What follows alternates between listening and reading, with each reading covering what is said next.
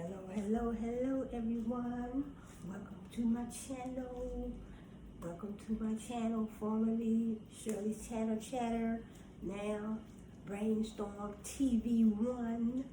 Brainstorm TV1. So on my channel, welcome. I am Shirley. So welcome to my channel, Brainstorm TV1. So on my channel, I'll be discussing brands, talking about different brands, company brands, international brands, global brands, domestic brands. So when I say domestic, I mean within the United States where I was born. So I am a United States citizen, so I'll be talking about different brands. So I just, wanted to see how a lot of these brands, how they started, how did they build, first of all, how did they build their personal brand? How do they build their corporate brand? How do they build their business brand? So how do they build, so your brand is your company is your brand, that's your business. That's your business, your company, your organization, your corporation. So how did these various businesses build their brand? What did they do? How, was it real hard for them? What were their struggles along the way? Because I know I did some research on Kmart, and Kmart, they had to close down some stores. They had to close down some Kmart stores. So Kmart is like a retail brand. So we have Kmart, we have Kohl's, we have Walmart, and we had different ones, Montgomery Ward's, different retail brands, but Kmart had to close down their brand, some of their brands, I guess I would say, some of their store locations. So I don't know how many they have left, but probably not that many, but they had to close down a lot of their stores because they were losing money. So that's what I want to get into. I want to find out how they started their brand, how hard it was, when they started their brand, and then the struggles along the way. And first of all, how, in the beginning, how did they build a strong, dependable, memorable, trustworthy brand? Trustworthy, a brand that customers can trust. In other words, you want to feel that you're shopping at a brand that's trustworthy. You don't want to go shopping at a brand and then know that, we can't trust them. You can't trust them to deliver quality customer service. You can't trust them to deliver quality product. You can't trust them on no level. On no level at all. So we definitely want a trustworthy, I guess I would say customer friendly, trustworthy, customer friendly, memorable, all around good brand, loyal brand. You want a loyal brand. You want a brand that's customer friendly. So customer friendly. You don't want to go into a brand, shopping at a store, shopping at a particular brand, and you kind of feel kind of leery of them. So we usually shop at brands that's most familiar to us. That's what I usually do. So when I shop online, most of the time I won't shop online to at some brands that I really don't know about, because especially you don't want to trust your credit cards online, your debit cards. But if you have a brand that you are familiar with, like over here I'm familiar with Kmart, Walmart, Target, those retail brands, and then we have our not fast food, but our fast food brands like Popeyes. We have fast food, Popeyes, McDonald's, Popeyes. We have Church's Chicken. We have Chick-fil-A. Different fast food, chains. Different fast food, large businesses. So if I'm not familiar with them, then I don't even want to purchase their food. I don't want to purchase their food, and I'm certainly not going to order anything from them online, because you have to be careful when you put in your credit card number, because there's so many things that happen. So when I say trustworthy, I mean on all levels, between producing a quality product, or they don't have to produce it, but sometimes companies may outsource, but offering you a quality product, quality customer service. Like I said, online shopping with that particular company, you still you still want them to be trustworthy in that aspect as well.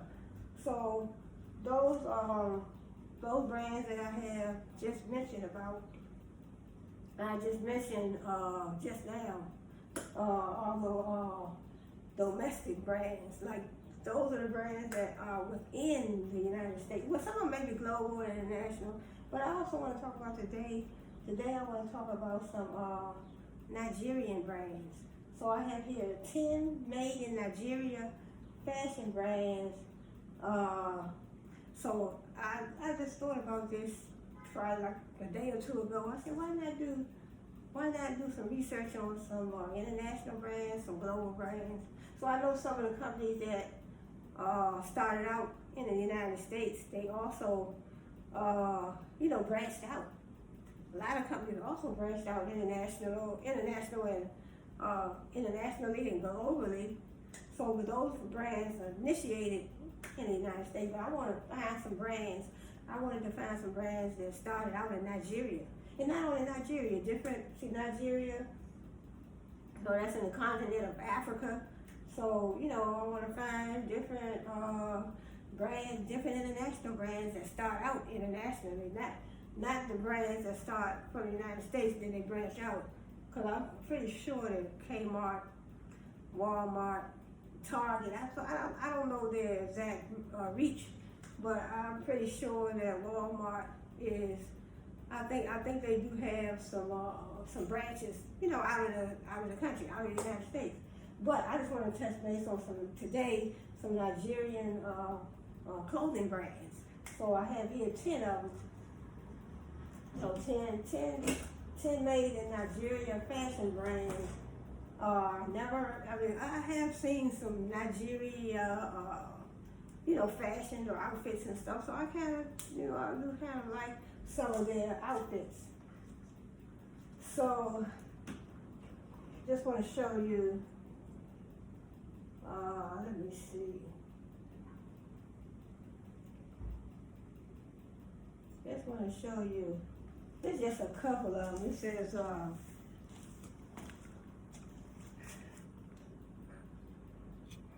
so just want to show a few of them.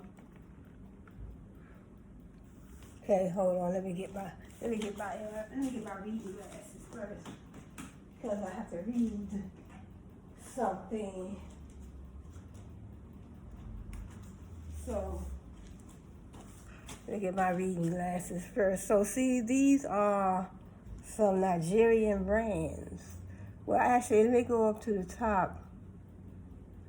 It says 10 made in Nigeria fashion brands we're most definitely crushing on. So I don't know if I'm crushing on them yet, but let me come down here and see what they, let me see. So just so similar, I mean, I don't know if I've seen anything, like these outfits over here in the United States. It says from hand embroidered garments to innovative silhouettes and culturally inspired prints, the African fashion scene is truly diverse.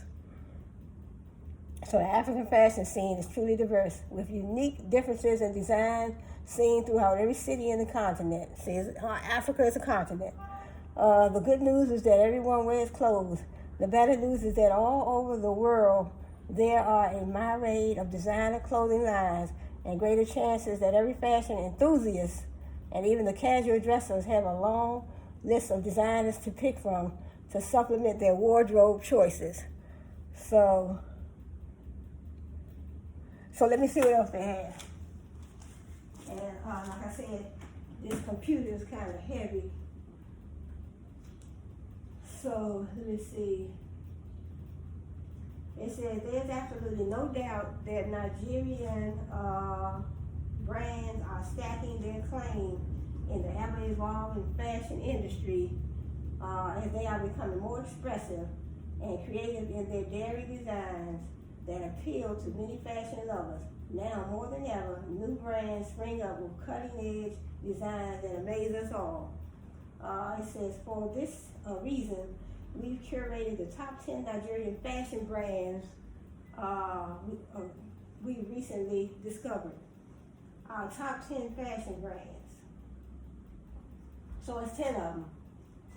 So what I'll do, everything seems to be on one page. So the first brand is Atafo Official. So Atafo Official. So this is one of the 10 brands. So they selected 10 brands. So 10 brands that so this is the one I just showed. Let me see, hold up. So this is Atafo Official.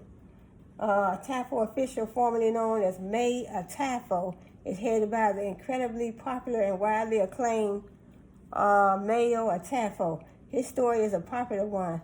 May Atafo left his high-paying job to pursue his love for fashion. So a gentleman named Mayo Atafo, let me go, I couldn't do it that way. So this is the first one, it's Atafo Official. This is the first one, so Atafo Official. So he left his job to pursue a career in fashion. Then the next one we have Style Goes to Church. That's the name of it. Style Goes to Church is an Afrocentric, ready-to-wear brand that shows off an array of contemporary styles.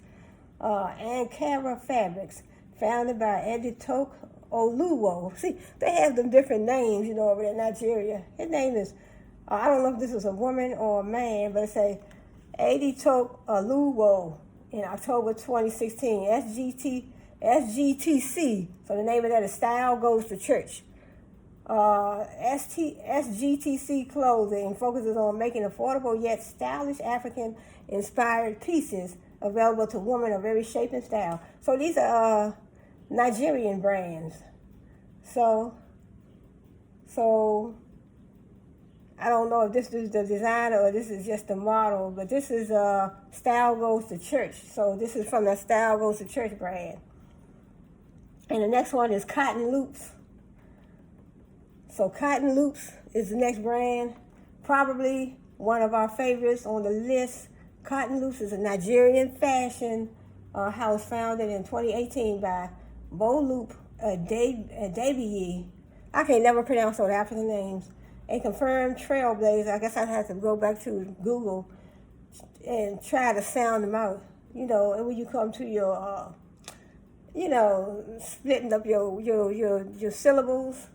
A confirmed trailblazer on the Nigerian fashion scene. This black and white fashion brand is all about sustainable, ethical fashion. And this is called Cotton Loops. So see what they make. That's Cotton Loops. That's the Cotton Loops brand.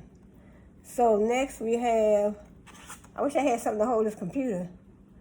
So then we have the Elora collection.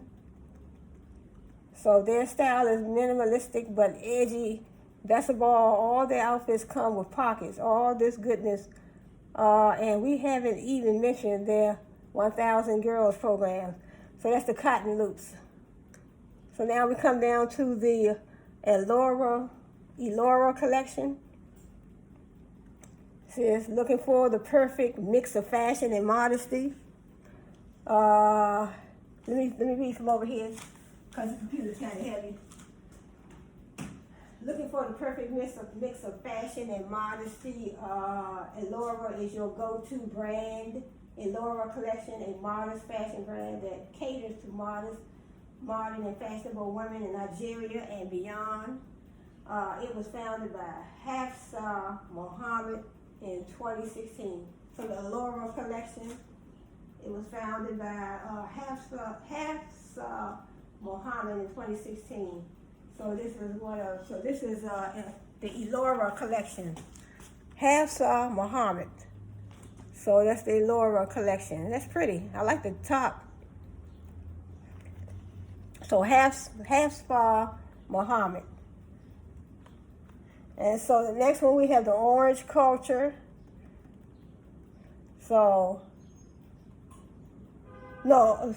Next one is the Iro Lagos. So Iro Iro Lagos. Nigerian fashion is more than just a traditional buba and Iro, but if it was, we would wear Iro Lagos all day. From their modern spin on traditional fashion to their shirt dress and chic loungewear. This brand is definitely a household name across the Nigerian fashion scene. So this brand, so your brand is your company is your brand. So this is Iro Lagos. Ain't that pretty? The Iro Lagos brand. So I like that. I would definitely wear something like that. I would wear something like that. I like that. I would wear something like that. But me, I would put tights under mine, from being an older lady. So then we have the, here comes the orange culture. Orange culture's Atafo Folawiyo describes his label as a movement offering a mix of Nigerian-inspired prints and colors with a contemporary streetwear feel. All pieces are manufactured in Lagos. All pieces are manufactured in Lagos from ethnically sourced local Nigerian fabrics. And Atafo tells a story with every collection. There's a lot of purpose behind it. So this is the orange. So this is the orange culture collection, and all the pieces are made in Lagos. So that's in Nigeria. So that's pretty, see? So you can match up with your mate, your man, your husband, whomever. So then we come down to, this look like the Folawiyo. Let's see, okay. Just giving you a description of this. It said he's designed products that are truly unisex. So this is going back to the orange culture. So they're saying he designed, so I can't have that down while I'm trying to read it where you can still see it. That's just part of it, but he's designed products that are truly unisex. Both men and women wear the same items, and they're super flattering for both genders. We really admire his talent. His pieces are really wearable art. Orange Culture was shortlisted for LVMH's 2014 Young Fashion Designer Prize and was recently nominated for International Woolmark Prize in 2018. Okay, let's go to Folawiyo. The Folawiyo brand is a multifaceted, is a global women's wear and accessories collection focused on incorporating traditional West African textiles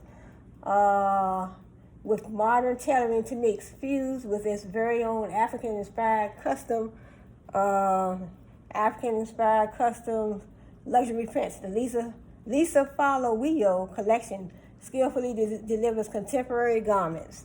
So let's see what they look like. This is the Folawiyo. Folawiyo. That's the Folawiyo collection. So ain't that pretty? But I mean, it's real pretty. It depends. I guess it depends on where you're going. Where you going. Certain things you want to wear to certain occasions, Folawiyo speaks to every modern woman with a strong flair for African aesthetics. Each piece is hand embellished from start to finish, reflecting the brand's focus on integrity. So that's the Folawiyo. So that's the Folawiyo right there. That's Folawiyo. So let's see what the next one is. And so we're on number 9. It's called the Dud Lagos. The Dud Lagos. It says, this is the Folawiyo. I just read that. The Dud Lagos. Everyone grew up in denim. Denim is a loved and versatile material. Dud Lagos makes you fall more in love with denim designs, which is mixed with Iro and Buba. Dud Lagos is a denim-inspired, ready-to-wear fashion label whose signature is a fusion of denim and African prints and fabrics. So this is the Dud Lagos. So this is the Dud Lagos fashion. So Dud, Lego. So all these are brands. These are the top 10 brands that I researched in Nigeria.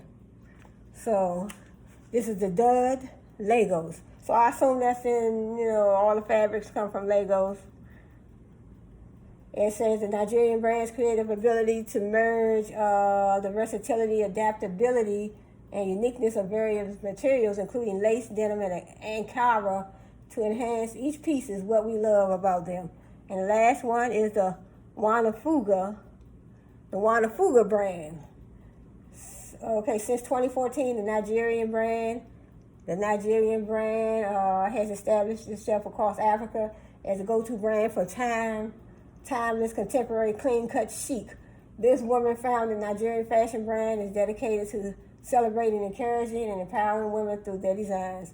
So this is the Wanafuga. It's a women-inspired brand, a women-created brand. So that is pretty. I like that. So I guess it comes with the pants and the top. So that is called the Wanafuga brand, and it's out of Nigeria. So let me see what else. I think that's the end of this. That's the end. The Wanafuga. Anya. Okay, I think like they have, okay, it looks like, hold up. They got a couple more. Well, it looks like they have a couple more. Hold up. Let me see. This is not moving though. That's not moving. They look like there's a couple more brands. Here go another one called the Anya Wu Official. Workwear doesn't have to be boring. You can be stylish and classy at work to now. And getting outfits that make it easy to switch between work mode and chill mode effortlessly is what every woman needs. Anya Wu was founded by E.G.O. Ma and Yang Wu, whose quest was to build a company that fuses her two passions, fashion designing and youth empowerment. So this is the Anya Wu Official. That's the Anya Wu Official. So I don't know if you can see the name.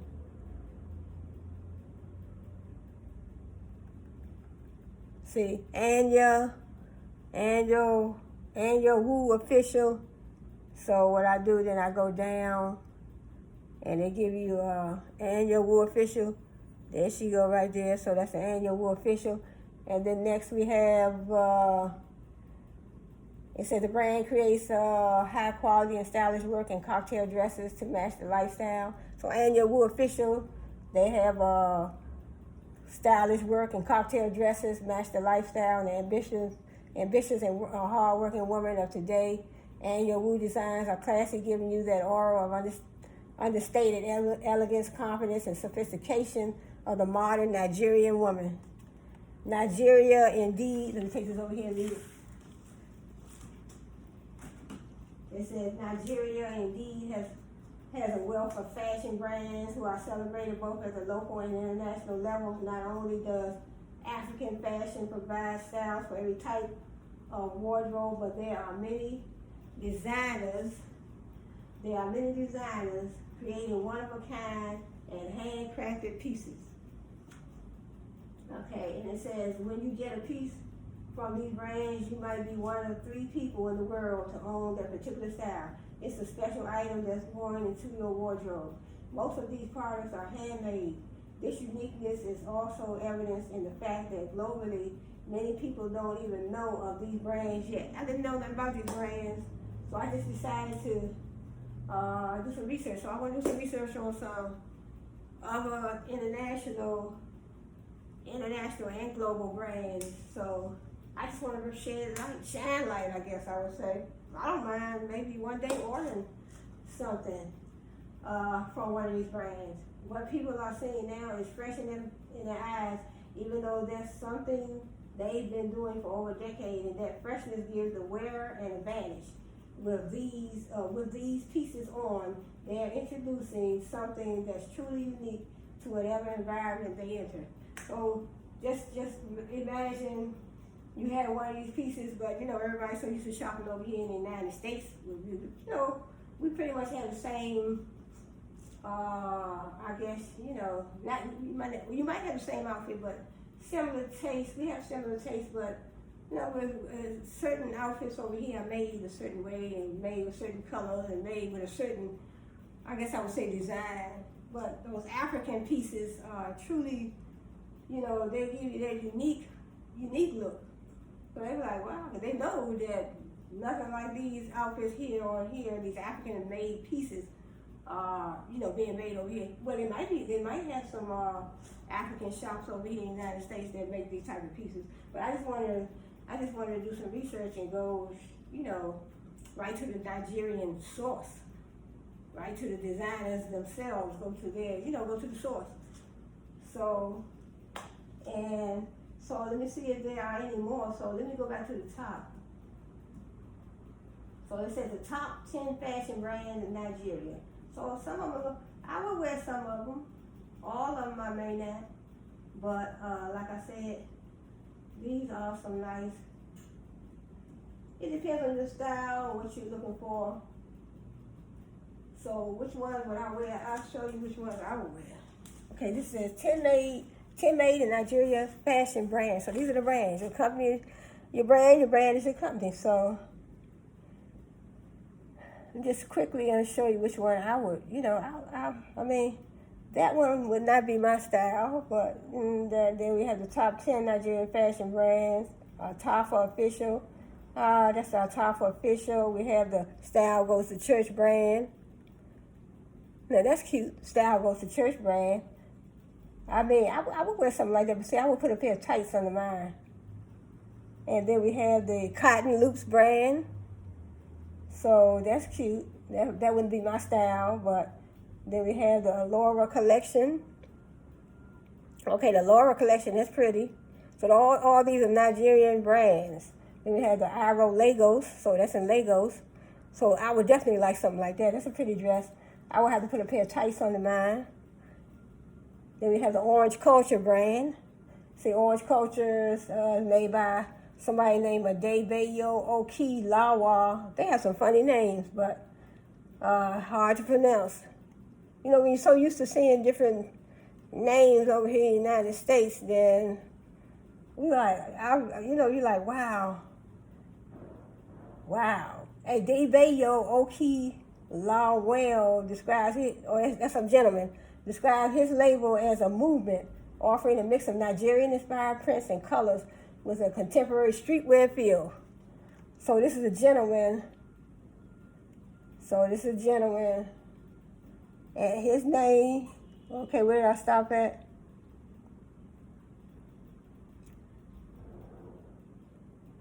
I don't see the name. Let's see, hold on. Let me go back up here. His name, this is the Orange Culture. Orange Culture, okay, so all right. Yeah, so this was the gentleman, his brand called the Orange Culture. And then we had Lisa Folawiyo. That's cute, Lisa Folawiyo brand. Then we had the Dud Lagos brand. So that was, you know, that's probably for a younger generation, you know, off the shoulder type. So your company is your brand is your company. Wani Fuga brand. The Wani Fuga brand. I think that was the last one. Oh no, this was Wani Fugo. That was the Wani Fugo brand. And let me put this down. The computer is very heavy. So your company is your brand is your company. So this is the Anya Wu official. So this is the Anya Wu official. Anya Wu official brand. Anya Wu official. Let me make sure it's in the camera. Anya Wu official. That's pretty. And then we have the I think that was the last one. Yeah, that was the last one. Now, let me see if they have any other brands.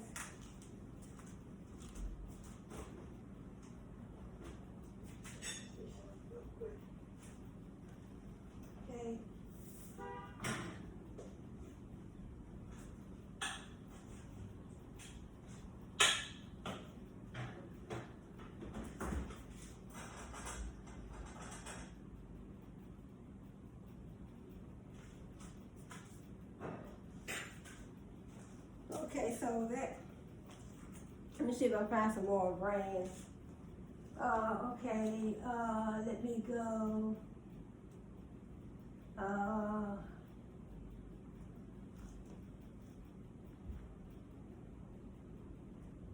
Let me see if I can find some more Nigerian.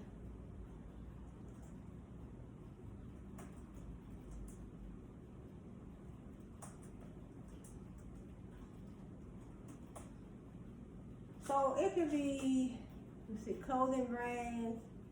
Let me see if I can go under retail brand.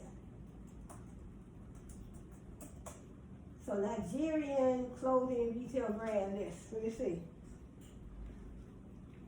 So we have fashion African suits. Let me see if we got a particular company. Top 12 Nigerian fashion brands. Oh, they got the 20 Nigerian clothing brands to know. Let me go here. Let me do the 20. So it's many Nigerian brands. It says, look, the 20 Nigerian clothing brands to know. Whether you're from Nigeria or not, you must have come into contact with Nigerian culture at some point. It could have been in the form of art, food, music, history, or fashion. Nigerian clothing brands are becoming international household names, with some being showcased at New York Fashion Week, and many of them have made their way to my wardrobe as well. Not my wardrobe yet. As a Nigerian fashion enthusiast expanding my collection, here are my top 20 Nigerian clothing brands to know. So it just really excites me. So not only do I want to touch base and do some research on the Nigerian company brands. So your brand is your company is your brand. So how did they, also I want to go into how do they build their brands? Because, you know, we always heard that Nigeria is, you know, a poor country. But in my opinion, we have, I believe, what I want to say is every country, every state, every geographic location, they have their, you know, low income areas. Everywhere you go is a low income area in that, you know, particular location. In that particular state, you know, we have 50 states in the United States, so in every state, there's probably a low income area. And so it would be the same. There's probably, you know, Nigeria, Africa, Asia, you know, Europe, different places. So what I'm saying is everywhere you go, it's going to always be a low income area as opposed to a higher income area. So you have high income areas everywhere you go. Like over here in the United States, we have low income areas as well. So everybody's not rich. Everybody's not going to be rich, and everybody's not going to be poor. So that's how you gotta look at it. So 20 Nigerian clothing brands to know. So this is so beautiful. 20 Nigerian clothing brands to know. Look at that. That is so beautiful. And so, in other words, then also they have, you know, food brands to look at. So clothing brand, I just wanted to touch base on some clothing brands. So right here they have, let me see what they have if I go all the way down like this. See, this is so pretty. See those little dresses and stuff? Bring it closer. So I like both of those. I like both those pink ones. I think they look pink, the first two. Yeah, I like both of those. Well, it says, let me see if they're going to show any pictures. Okay, there you go. Now, those are pretty. Now, this reminds me of a dress I have, but my dress is not as long, it's shorter. So these are some Nigerian brands. Nigerian pieces, I guess, dresses. These are cute.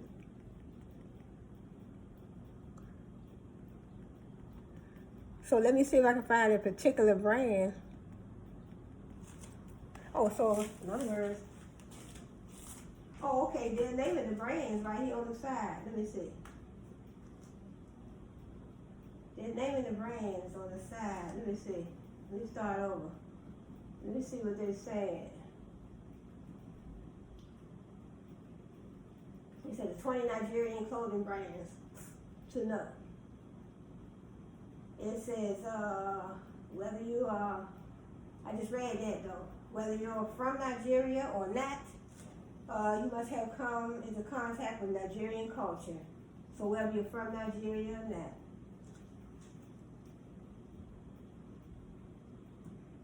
Okay, let's start with the first brand.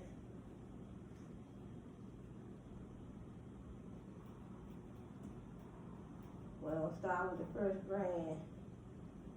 Okay, let me see. I was hoping that this, well, they're just showing some of the outfits, but I wanted to go into the names of the particular brand.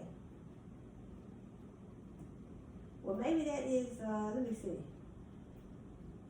Maybe that is all, okay, MOT, the label. See, MOT, the label. If you follow me on Instagram, then you know I have been a long time fan. But no, that's somebody just showing. Let me go back.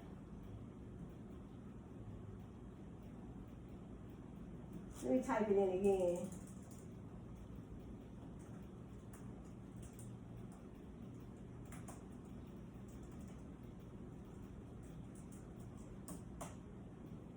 So let me type in, I'm gonna type in Nigerian clothing brands. Nigerian clothing brands. African clothing, best African clothes for men. List of top 12 Nigerian fashion brands. Nigerian fashion has become famously known for its alluring and stunning Ankara designs, kente clothes, cloth, and traditional African prints. While Nigerian fashion, its trends range from men sporting Nash shikes to women wearing stylish maxi dresses. Nigerian fashion top 12 best Nigerian fashion brands. Let me go here. Let me click on this one. So this should give you the top 12. I need the top 10.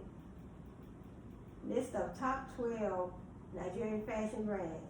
Nigerian fashion has become famously known for its alluring and stunning Ankara designs. Let's see.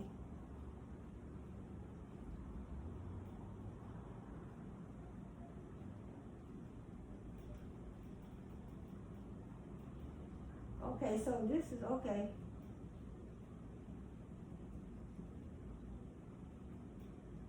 Okay, I think I already went over some of these I did. Let me see.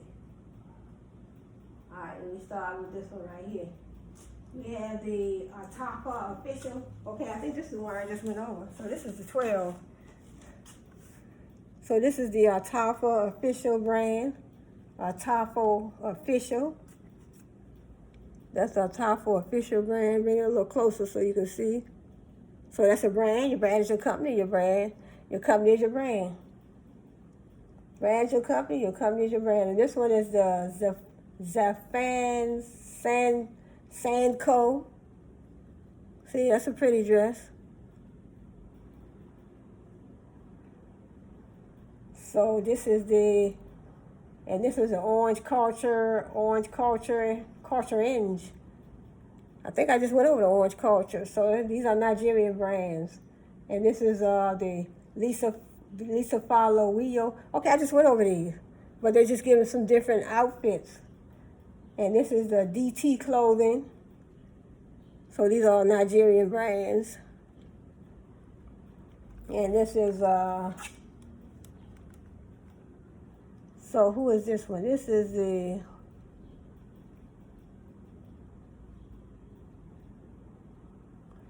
let me see. So this is the, let me see. Let's find the, what's the name? Oh, there you go, right there. This is the Siciliano. This is the Siciliano brand. This is Siciliano brand. Siciliano brand. Let me see.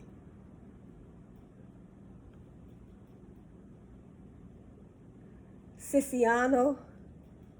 See if you can see it. I don't know. Siciliano brand. See how they wear. Well, the next one is the Onalaja official brand. And then we have the Wanafugo. I think I just read over this one. That's pretty. And then we have this is Zavalagos brand. And then we have, look, this is E.J. Roam Mostafari. Oh, I'm terrible at pronouncing these names. See that pretty dress? That's a pretty dress. And then we have the Zara Fashion House brand. That's pretty. I think that's it. That was it. Okay, so those are what I want to do. Let me see if I can click on one particular one and see what, if I can find out how they started their brand. Let me pick on one. Let me click on one. Let me see if I can type in one. Let me go to, I like this one right here, DT. Oh, this was made in Cajun, Mexico. That was Cajun, Mexico. But they said these were the Nigerian brands. Orange Culture. It says the top popular Nigerian fashion brands. Okay, let me go to Google. Let me type in, how did these Nigerians start their brand in Nigeria? How did they start their brand? How did they build a brand? I want to know. How they started innovative Nigerian brands. How they started providing a good roadmap for producing a new generation of entrepreneurs who will run the coming global brands with roots in Nigeria. Let me click on this one. These brands launched in Nigeria about 60 years ago. Wow. Companies, brands that thrilled Nigerians in the past. Let me click on this first one. How they started innovative brands, Nigerian brands. Let me see if they have a particular company. Let me go back. Let me see.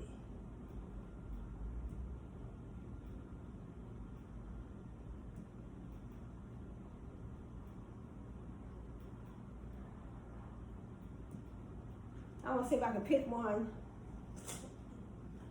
These are a lot of different brands right here. Kendry African couple, Nigerian traditional wedding, custom made Atafo. Oh, I already wrote down something. Let me see on my list. Let's see, how did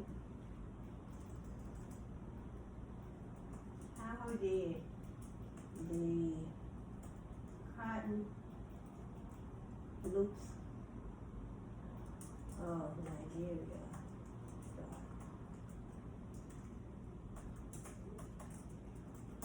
Right.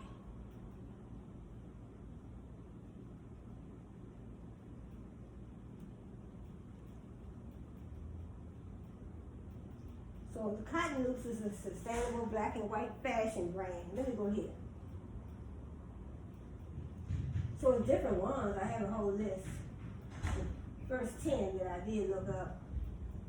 So let me see if they can tell you how they started their brand. About Cotton Loops Fashion Company in Nigeria. Here we go right here. We decided to produce edgy. Cotton Loops. Cotton Loops is an ethical black and white fashion lifestyle brand. Okay, let me see. Cotton Loops. We design and produce edgy black and white only fashion lifestyle products. We design and produce a range of casual, and workwear for women since inception in June 2018. So they started in 2018 and they're called Cotton Loops of Nigeria. It says they have sold thousands of high quality clothing items in a range of over 100 designs of items such as dresses, skirts, pants, tops and blouses, shorts, leggings, suits, etc. I love to see what the leggings look like. They also curate black and white accessories and are currently working on a stocking model for other brands for their monochrome collections. It says the Cotton Loops founders and employees. Let me see if I can. So they started in 2018. They called Cotton Loops. Let me see what else they have. Cotton Loops is a sustainable black and white fashion brand.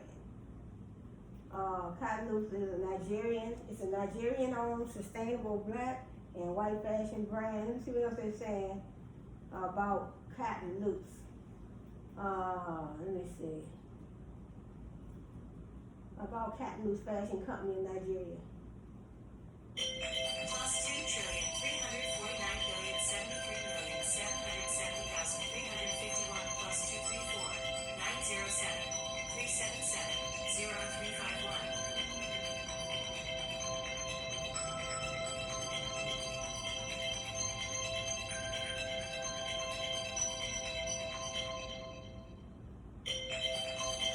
So, phone really turn it down.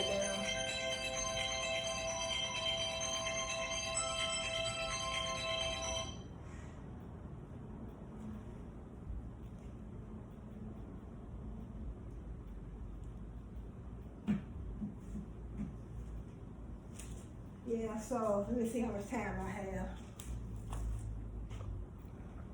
It's 47. So let's see.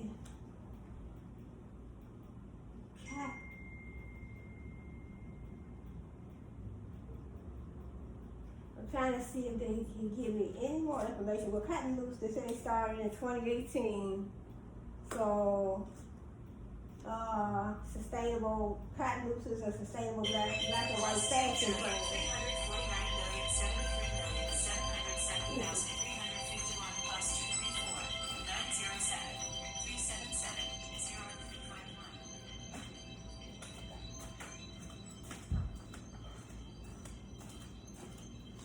So Cotton Loops, let me see what else they're saying about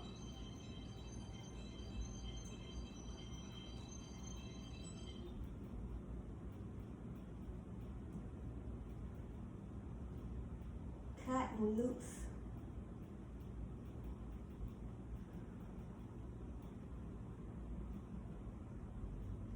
So about Cotton Loops. So they're not giving a whole lot of information.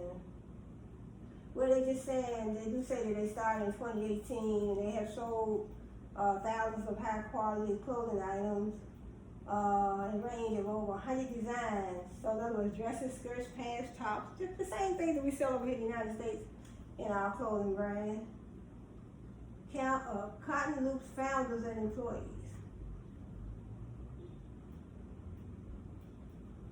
Well, so it was founded by somebody named Bolupe, Debbie in Lagos, Nigeria. So Cotton Loops 2018 by Bolupe. They look like, I don't know if it's Bolupe,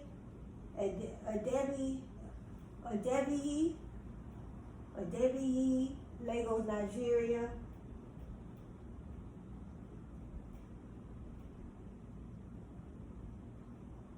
So let me see. Then we have another one where I have the whole list. I wrote it down. Atafo official. Let me see. Let me check on Atafo official. Atafo. So you have to know how to pronounce. You know, I guess they have the language is different. So I would say it could be Atafo. Yeah, Atafo official. So how did Atafo official start their brand in Nigeria?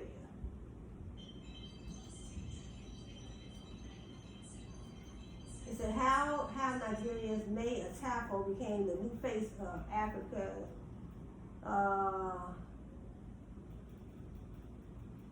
What did May Atafo do before leaving Guinness, Nigeria? I'm trying to see how he started his company. May Atafo, let me see, maybe they give me something. Maybe, let me see, they have something on Wikipedia. Okay, here it is right here. They say, here's a picture of him right here.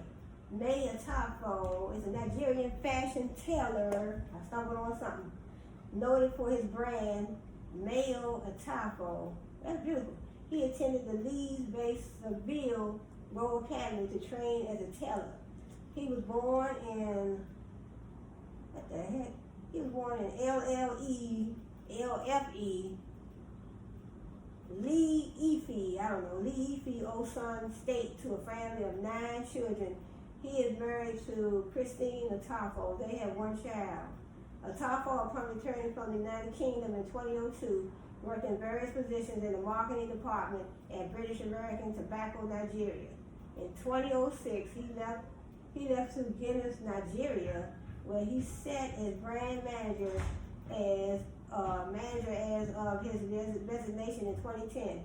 Before leaving Guinness, Nigeria, Atafo started a clothing label.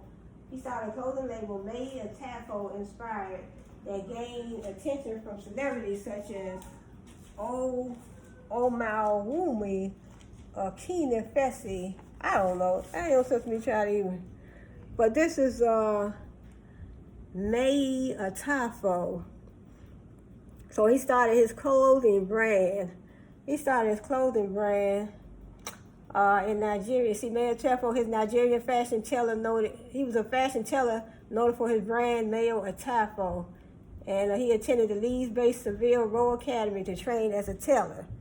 So let me see what else they're saying. Atafo, upon returning from the United Kingdom in 2002, worked in various positions in the marketing department at British American Tobacco Nigeria. In 2006, he left to Guinness, Nigeria, where he sat as brand manager as of his resignation in 2010. So Atafo started a clothing label, May Atafo Inspired, that gained attention from celebrities. So he gained attention from celebrities. In 2011, Mayo Atafo Inspired launched a wedding line called Weddings by May. So he have a wedding line. That's cool.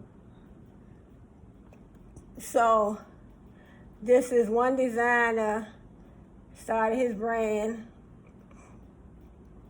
So started his brand Nigeria, May Atafo. So that's one.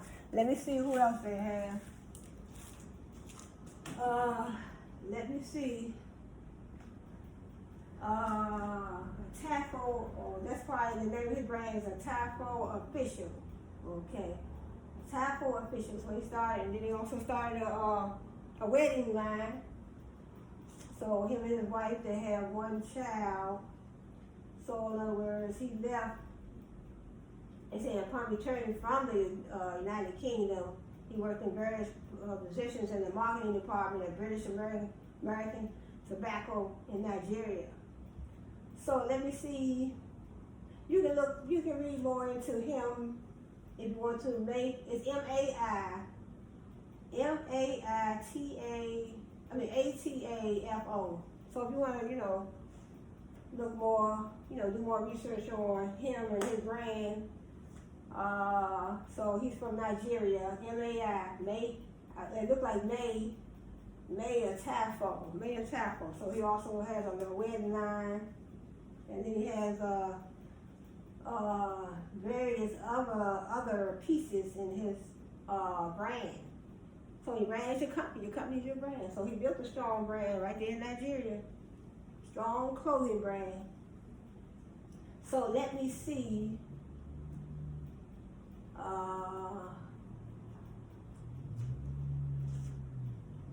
Let me see. Let me look for. Let's go look for the Allura collection. How did the I'm about to say ELRA collection of Nigeria started? So how did the Allura collection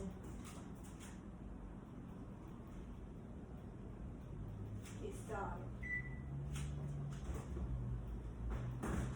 So how did the Allura collection get started? It says, look, how Nigerians, I already read about this, how Nigerians made Atafo became the new face of Africa's style of lifestyle, billionaire magazine, showbiz, how Nigerians became the new face of Africa's fashion industry, born in Usan State. So it's still, that's something else on him, but you can look more into, you can look up more about him, Mayo Atafo. So started his brand in Nigeria. He also, they said, I thought this was the Guinness Book of World Records, the Guinness fashion, but no, it said the Guinness, he's leaving the Guinness, it looked like the Guinness Nigeria to become one of Africa's, I guess he became one of the top brands, one of the top brands in Nigeria. But, so you know how you have the Guinness Book of World Records? So I'm thinking about the Guinness Book of Fashion, I guess I would say. He should have been in, something like that. Maybe he was.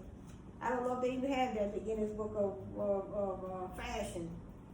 Book of Fashion. Fashion designers, I would say. Yeah, but he was a fashion designer. It said, meet May Atafo, the fashion designer. He's a fashion entrepreneur. He is the founder and creative director of fashion brand Atafo, a brand that specializes in bespoke suits and traditional outfits. So I want to go on to, I'm trying to find out about cotton loops. I thought I typed that in. Cotton loops. Let me see. How did the Laurel collection? I got a Laurel collection. They don't even have it. Let me click on that one. Muhammad's brand, Laura. Let me see. 10 made in Nigerian fashion brands.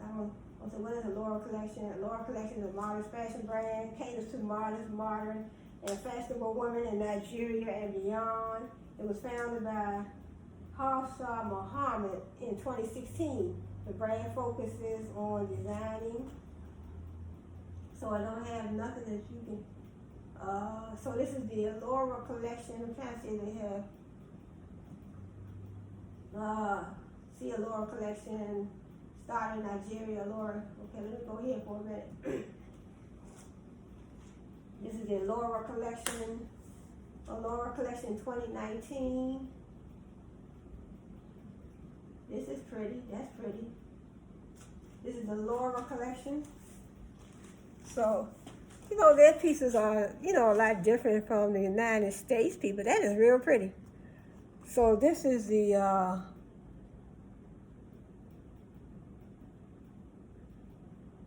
see right here? This is the Allura collection 2019. Allura collection, that is so pretty. It says, look, fashion brand Allura is one of the few Muslim-centric fashion boutiques that celebrate some of its African historical culture and merges it with the colorful essence that is part of the African brand that is our beloved continent. So part of the African brand. Let me put it from over here. It was started in Nigeria. Allura explores the modern Muslim woman and experiments. I didn't know they had Muslims in Africa. But I guess through my research I did, that's the only way I found out, but I would never have known. Starting in Nigeria, and Laura explores the modern Muslim woman and experiments with textures and color in such elegant and modest ways. So we spell color C-O-L-O-R. They spell it C-O-L-O-U-R. We spell it C-O-L-O-R. Color. It says pieces spotted from the collection were carefully crafted to serve all, most especially the Muslim woman who loves fashion and loves her hijab, a fabulous online store that caters to every fashionable piece you need from head to toe. Oh, this is what I showed before. Oh, that's what they put on their head, the hijab. I don't know. I guess I don't know if I'm pronouncing it right. Hijab. And also what it says down here. Oh, that's it. Oh, that's all. So this is well, that's their Laura collection. I think that was one of the top 10 fashion brands. We have the Maya Jaffe. We have Atafo. Maya Atafo. We have the Cotton Loops. We have the Laura collection. Let's look at the Iro in Lagos. Let's see.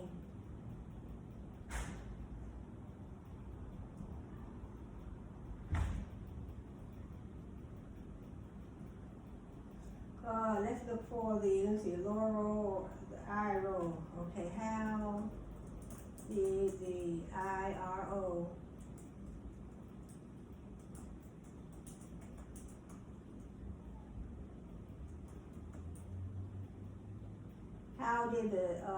IRO Lagos brand get started? In IRO Lagos takes with a brand. IRO Lagos, a Nigerian-based women's clothing brand, has commenced stocking in one of Nairobi's finest apparel retail stores designed in Africa. Let me check. Let me see what they say on this one. New drop alert.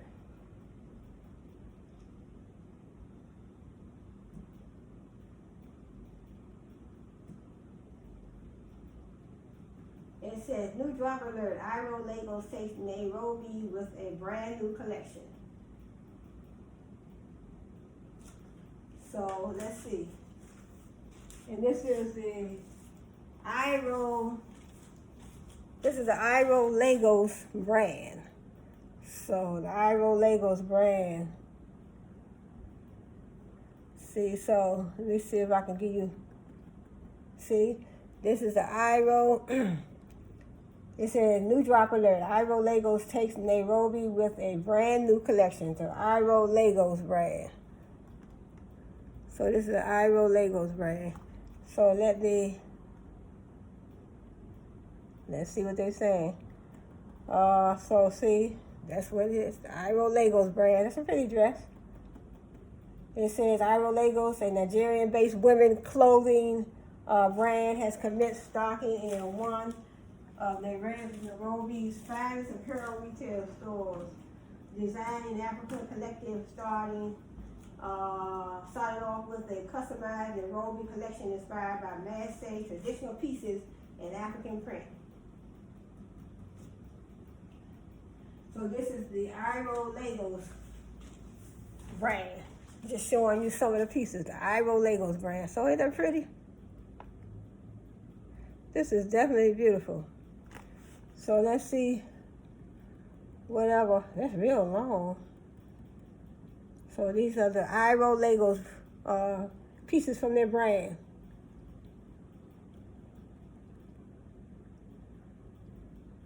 IRO Lagos brand.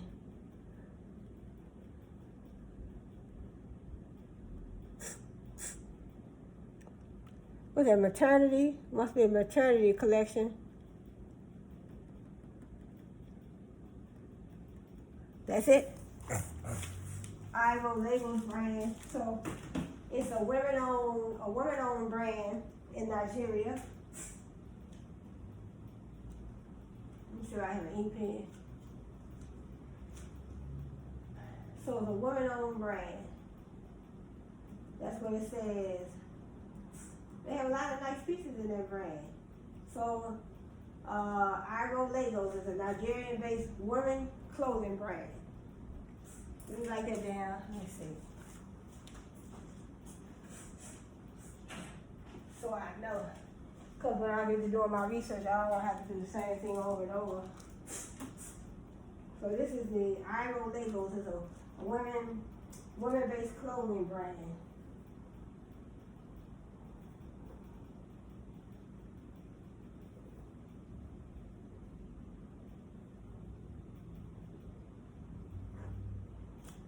Women-based club. So let me see what the Orange Culture is about. Orange Culture brand.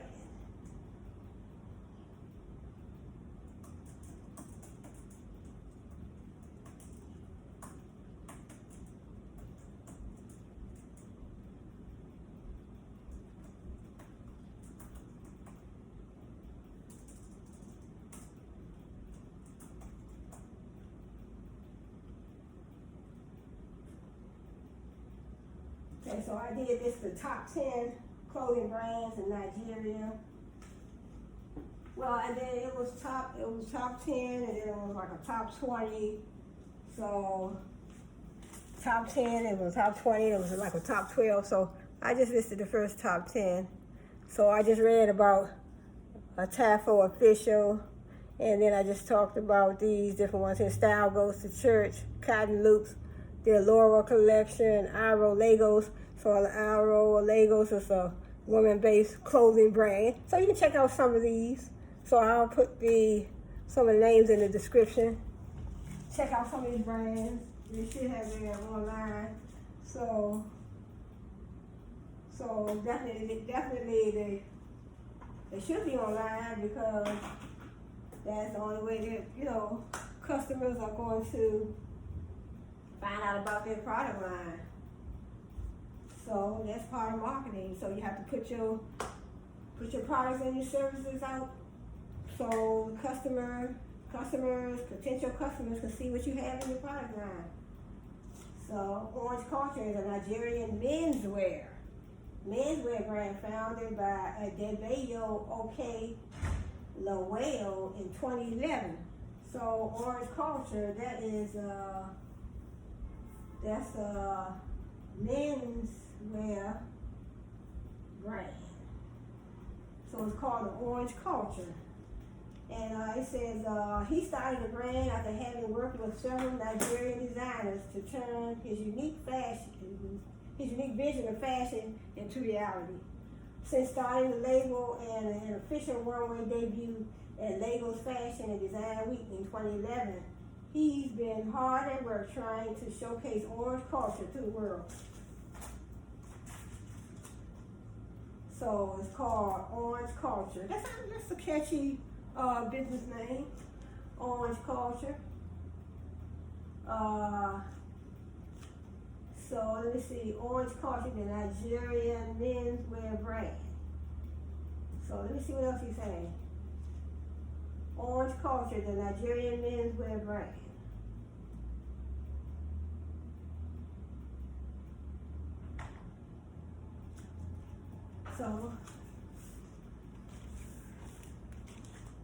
So I wanted to try to individually find a little bit more about these brands. So I'll probably have to do a second video, because I don't know if I'm going to have. I might be able to just go through the whole list of 10, but if not, okay, this is Orange Culture, the Nigerian menswear brand.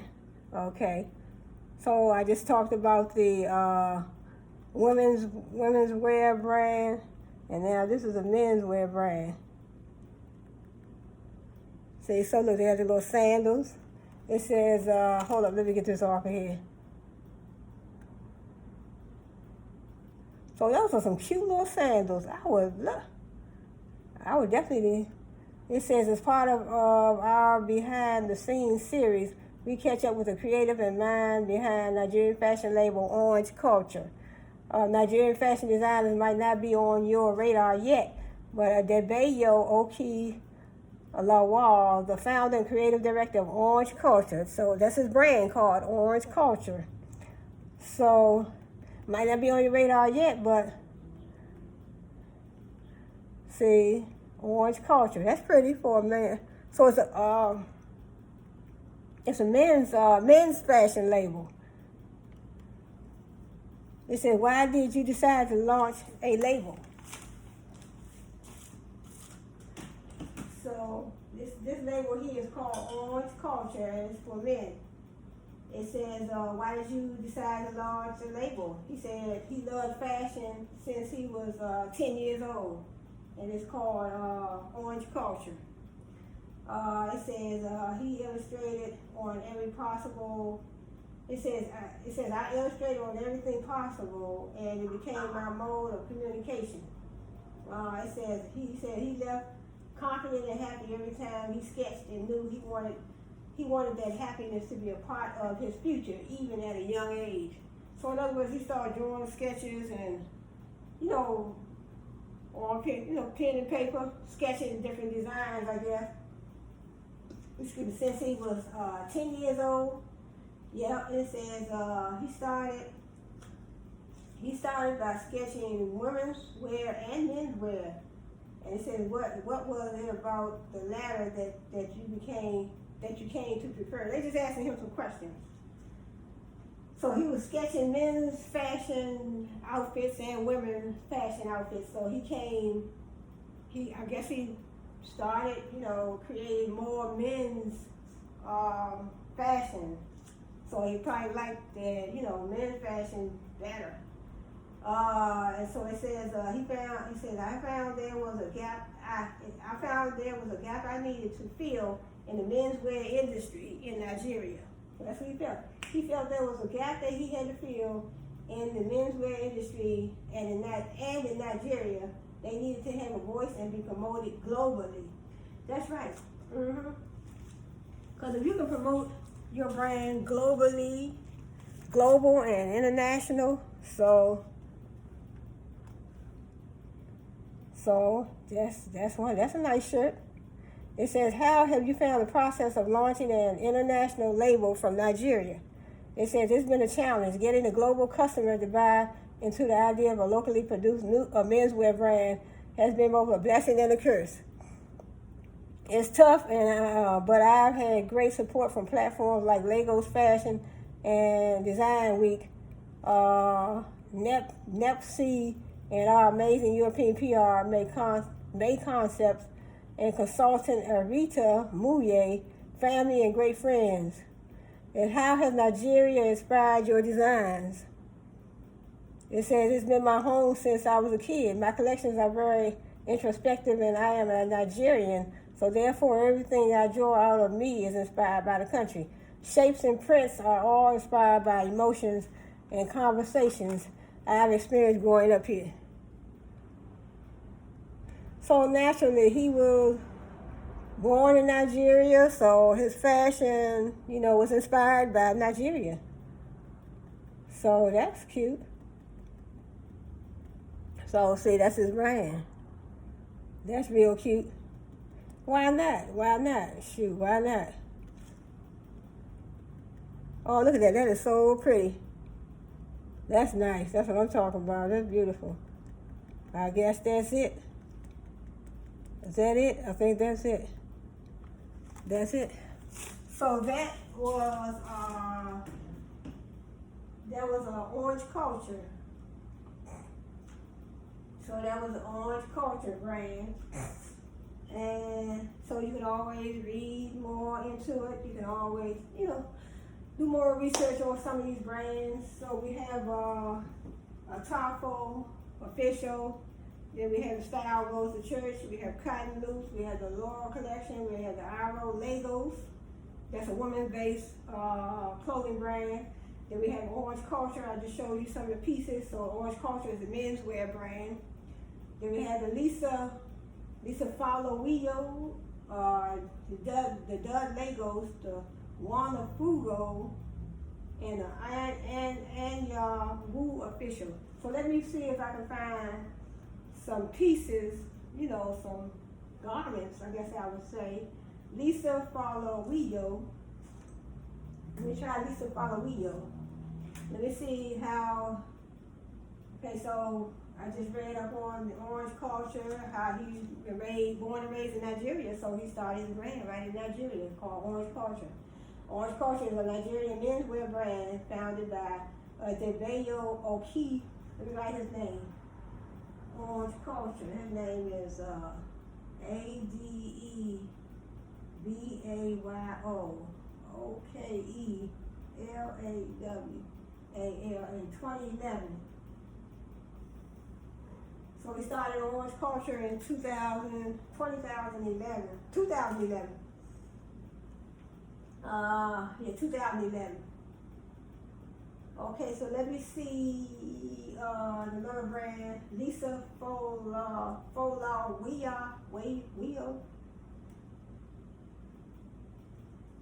So, how did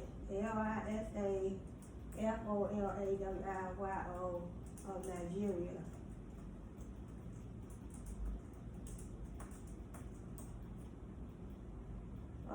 Let me see. Lisa Folawiyo. So here she go right here.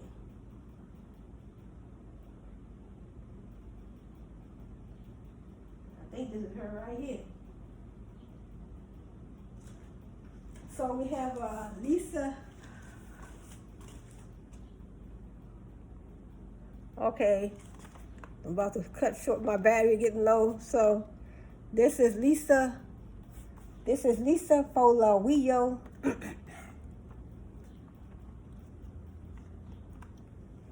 Lisa Folawiyo. So she's from, Folawiyo has a background in law, which she studied at the University of Lagos. She started her label Jewel by Lisa in 2005 from her home with an initial investment of 20,000 naira. She bought 12 yards of fabric and made the first pieces with her mother. She has showrooms in Nigeria and in New York. That's good.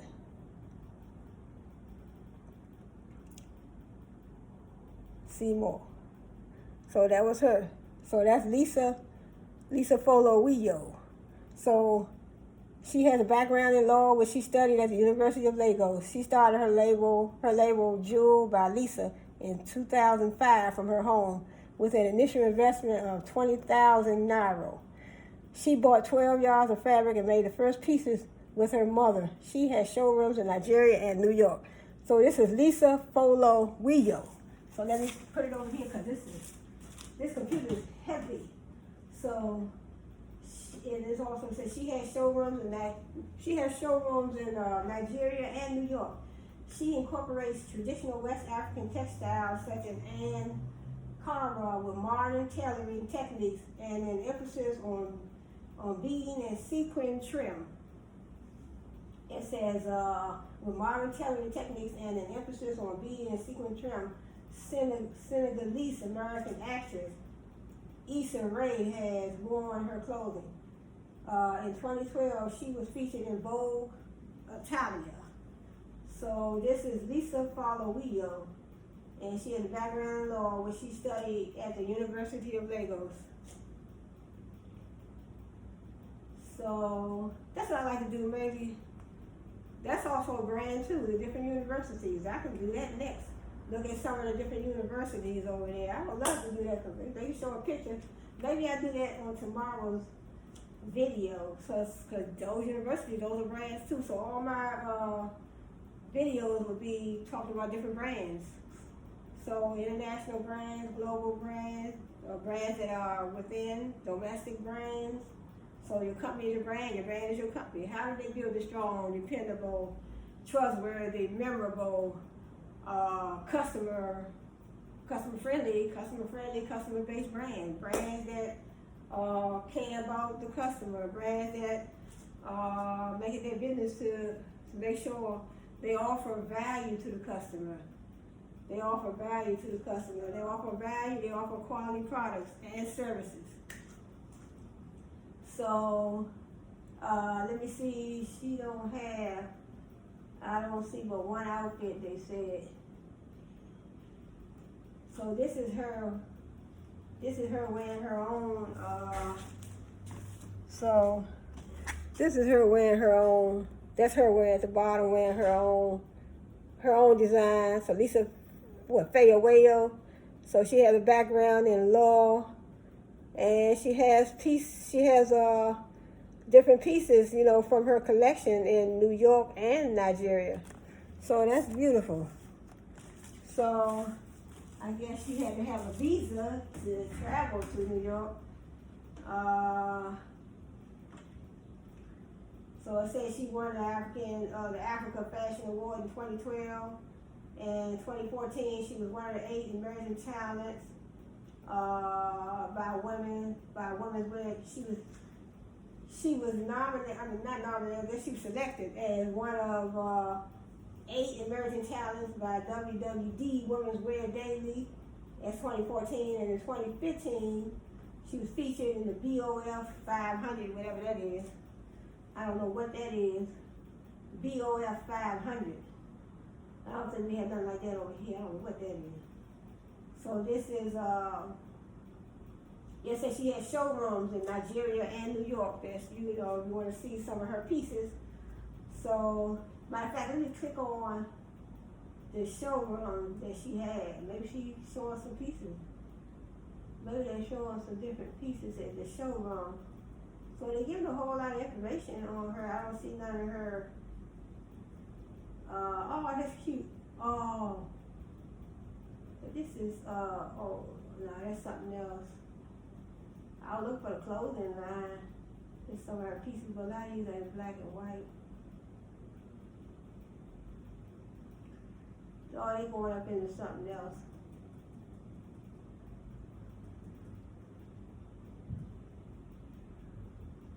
So that's Lisa Folawiyo. Folawiyo. Yeah. So let's see, Lisa Folawiyo, she has a background in law. B-A-C-K Brown in law. And she studied at the University of Lagos.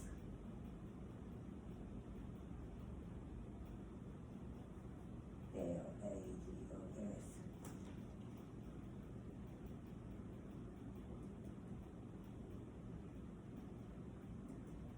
So, you know, if you want to you want to do some more research on her, that's fine. That's Lisa.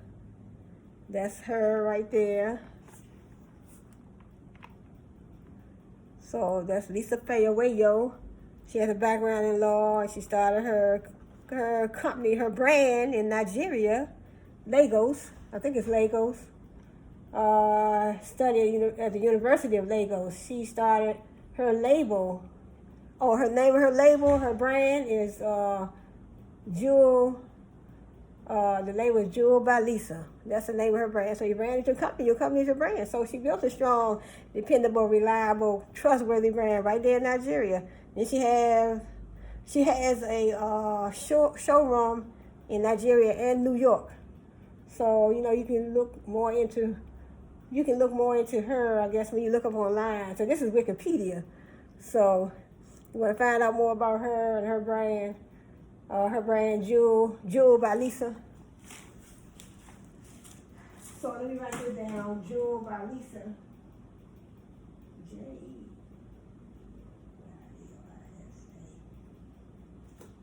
So let me see what time I'm working with, because I don't want my battery. Oh, it's just 124. Let me try one more. We have, I think I did Anya Wu Official. I think I did that one. Let me do Dud Legos. Okay, I think this is gonna be my last one.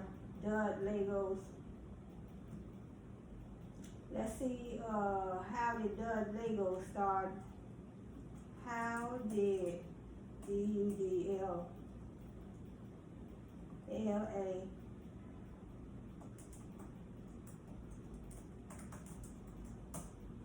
I don't know if I spelled it right. I don't know why I got it together. How did Dud Legos start their brand? Let me see if I got the right person.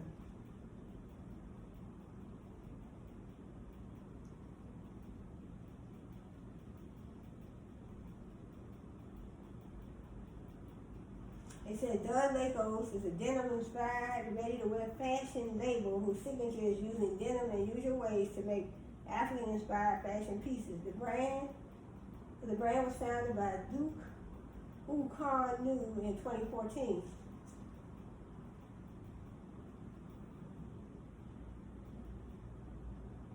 Stephen Legos reflects on 40-year career. Wow. Let me see. Legos Jewelry was founded.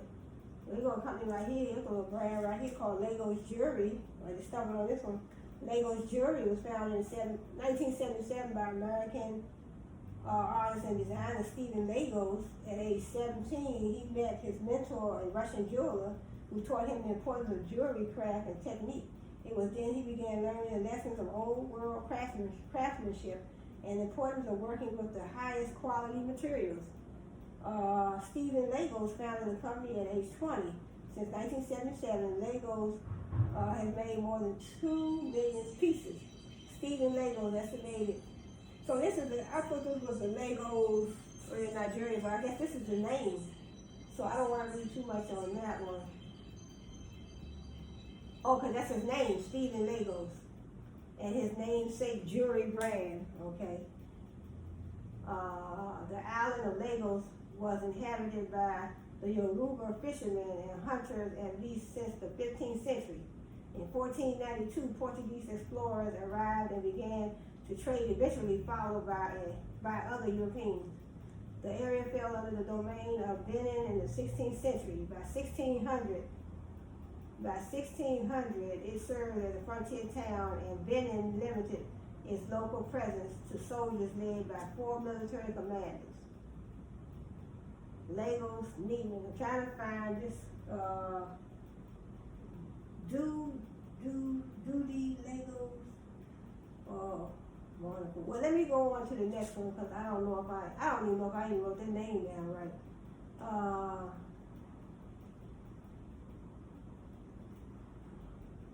Let me do one more. Let me do Warner Fuga. Let's do Warner Fuga. So your company is your brand is your company. So just, trying to shine light, I guess I would say, on these various Nigerian brands. So I found out some very interesting brands. So you don't only have to shop in the United States, the United States brands. You might see something else that you like. You might see something from an international brand,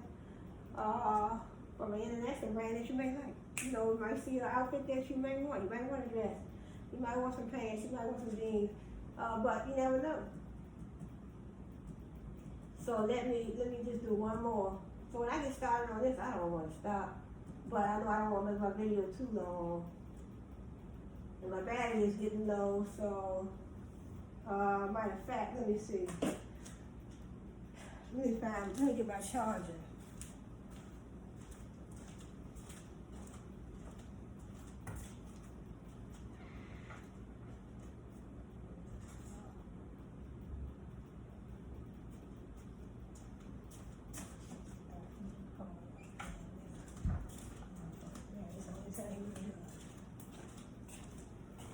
I'm going to take my phone, y'all.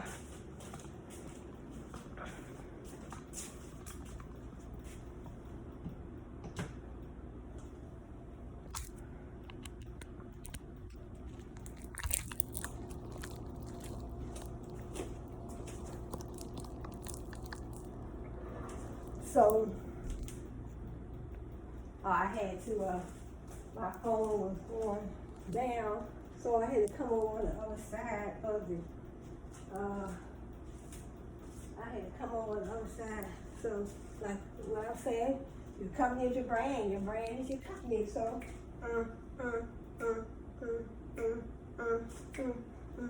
So just highlight a few of these international brands. Nigeria brands. So some of them, they have some very beautiful pieces. So, why not? Why not?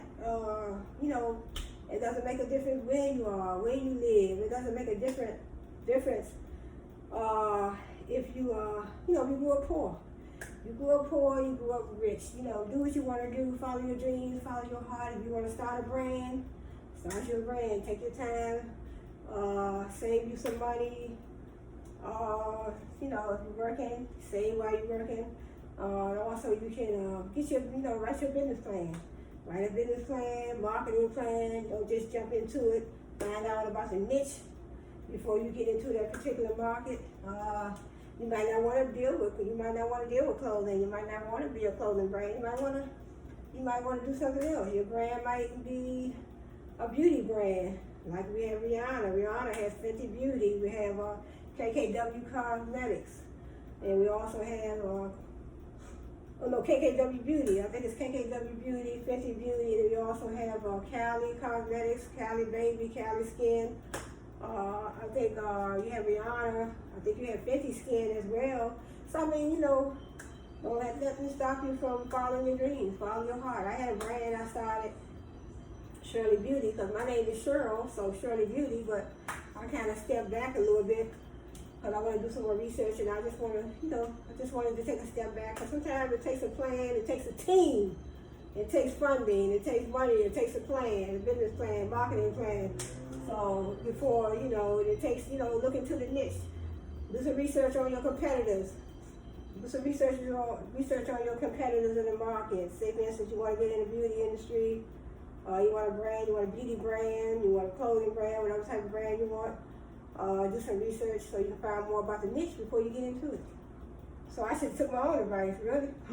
Yep, I should have took. Then you have to have I should have took my own advice, but you also have to have you might need a team.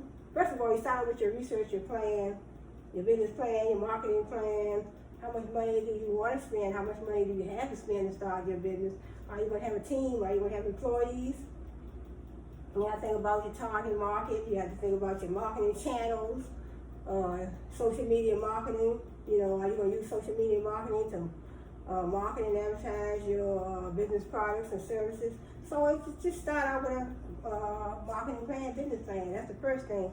And then find out about the niche that you want to jump into before you get into it. Find out what the competitors are doing in that same field that you're trying to get into. So, what are your competitors offering? You want to be unique. Because I was in the jury, for a while I was in the jury business, and then I was talking to my cousin about that, and I was asking her, I said, well, why don't you get into, selling some jewelry, marketing jewelry, marketing jewelry, and she said, no, I don't want to get into that because everybody in my neighborhood they're all marketing jewelry. I said, yeah, but that don't mean you can't get into it. She didn't want to get into it. I was into it. I was doing it for a while. Your necklaces, your earrings. I was into that for a while, and I was also making wigs and different things and hair growth products. So I had various businesses that I went into and I started. But I was telling her about the jewelry. Why not get into the jewelry? Marketing your jewelry, but you don't have to really market jewelry. But I was just asking her, and she said, well, no, I don't want to do that because everybody else doing it. Everybody in my neighborhood is selling jewelry. Everybody and their mother is selling jewelry.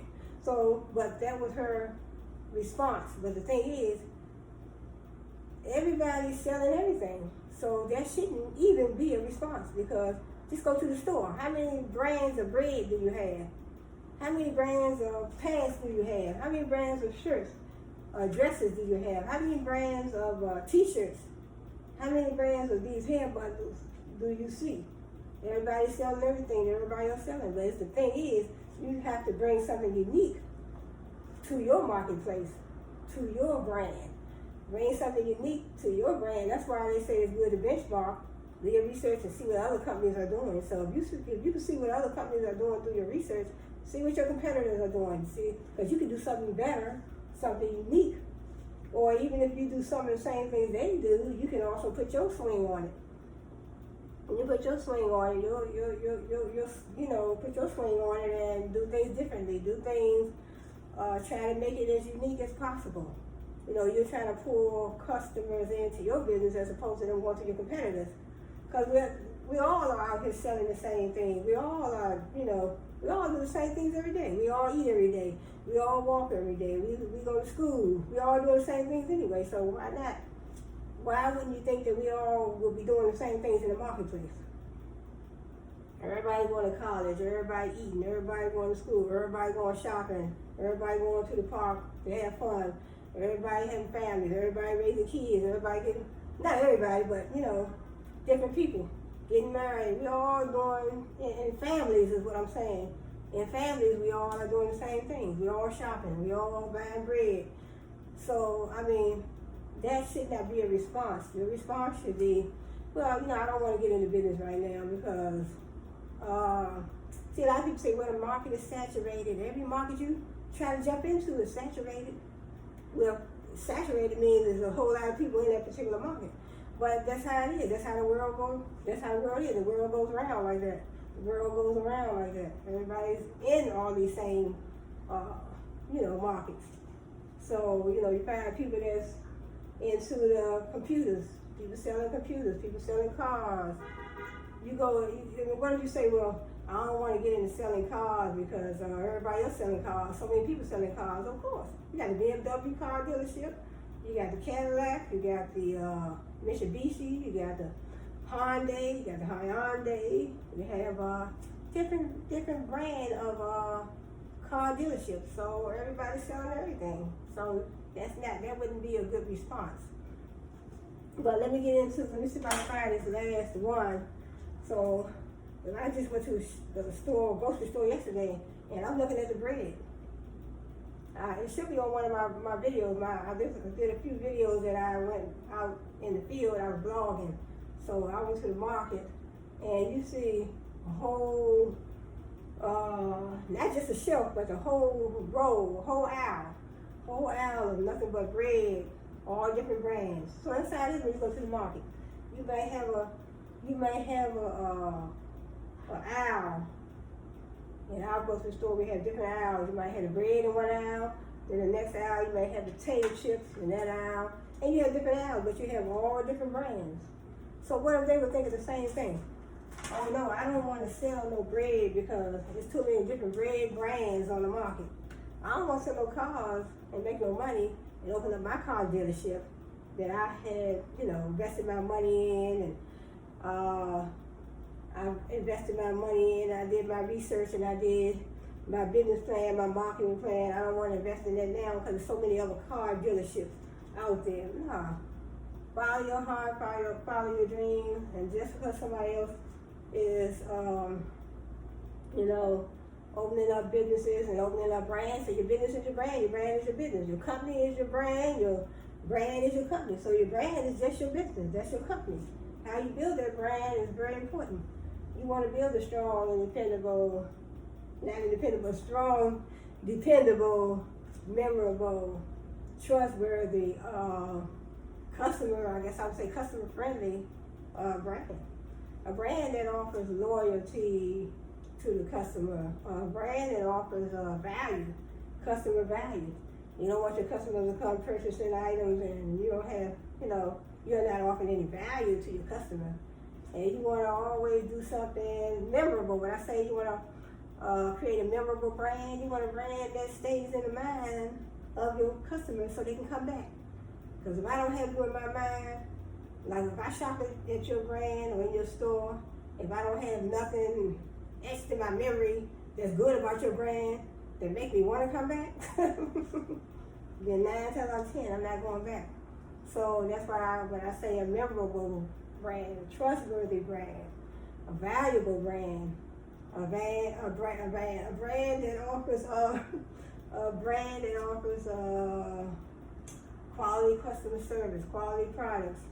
You want to hire employees, and employees are important too to your brand. Employees help build your brand. Without your employees, you have no brand. So let me see if I can find this last. I don't want to put these on my shades. I think the last one I was trying to find was Wani Fuga. Let me see. How did Lisa Folawiyo start her brand? I think I already went over this one. I started talking about her. She is this is the one that has a background in law. Her brand is called Jewels by Lisa. So you can do some more research on her. Her label is called Jewel by Lisa. She started in 2005. Let me put that down. So I'm trying to let me find Juana Fuga. So how did, this is the last one. How did WANNIFUGA. Okay, let me see how she started her brand. That's gonna be the last one. So you can always look up. I will put these names in the description on the video. So these are very interesting. So I may do another video. I'll be doing more videos like this one here, because it's plenty more probably designers and people that started brands in Nigeria. So this is Juana Fuga. It's a Nigerian. Wani Fuga is a Nigerian fashion brand that has established itself across Africa as a go-to brand for timeless, contemporary, clean-cut chic since 2014. So, it's a woman. It's a woman-founded brand as well. The woman-founded Nigerian fashion brand dedicated to celebrating, encouraging, and empowering women through their designs. Unfortunately, I couldn't find any information on how the brand started. Really. So this is Juana Fuga. This is a woman-based brand too. This is a woman. It says right here, the woman-founded in Nigeria. It's a woman Nigerian brand. So Juana Fuga. Let me see if she have any. I think I already showed some pieces about Juana Fuga. So this is a woman-based brand. So about Juana Fuga, about us, clean cut designs merged with detail. Let me come over here closer.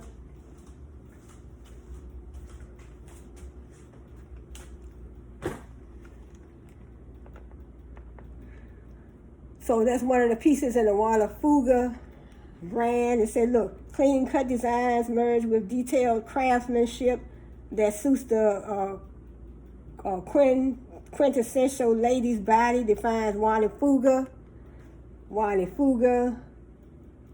It said designer, this is designer name, Toluwani Wabara creates timeless pieces for modern women that fuses minimalist aesthetics, quality, and value. This Nigerian-born contemporary brand has grown internationally since its establishment in 2014. So it's a Nigerian brand. Is that all they have? That's all they had. They didn't have much. But, so, the women-based brand, they started in 2014. So I think this is the last one. But if I can find some more, this is beautiful. Did I show the whole? This is a beautiful dress. This is the whole dress.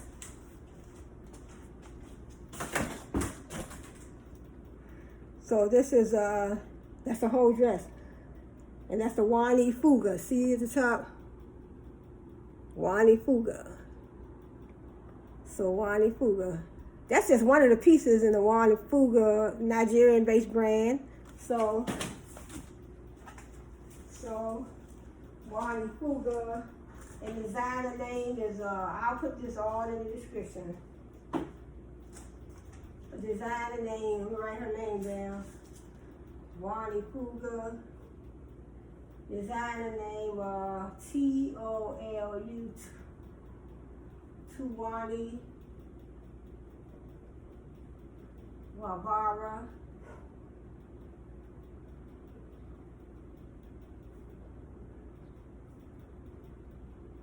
So, designer name is Toluwani Wabara creates timeless pieces for the modern woman that fuses minimalist aesthetics, quality, and value.